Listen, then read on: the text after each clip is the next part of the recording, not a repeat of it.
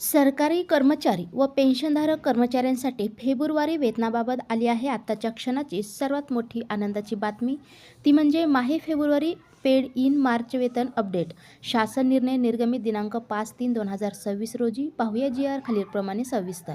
तत्पूर्वी चॅनलला अजूनही सबस्क्राईब केलं नसेल तर सबस्क्राईब करा, समोरील बेललाही क्लिक करा, म्हणजे असेच नवनवीन लेटेस्ट अपडेट तुम्हाला पाहता येतील.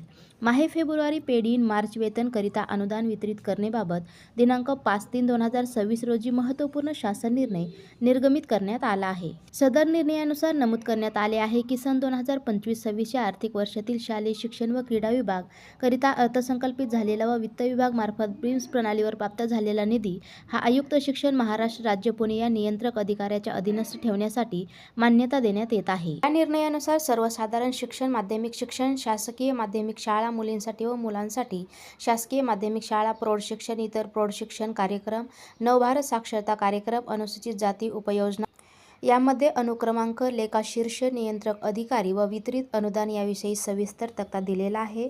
उपयोजना अंतर्गत योजना, नवभारत साक्षरता कार्यक्रम, केंद्र हिस्सा इत्यादी लेखाशीर्षाखाली निधी वितरित करण्यात आला आहे. सदर निधी वितरित करताना वित्त विभागाच्या वेळोवेळी निर्गमित करण्यात आलेला शासन निर्णय, परिपत्रक, नियमावलीचे पालन करण्याचे निर्देश देण्यात आलेले आहेत. अशा प्रकारे हा शासन निर्णय या ठिकाणी सविस्तर आपण पाहू शकतो.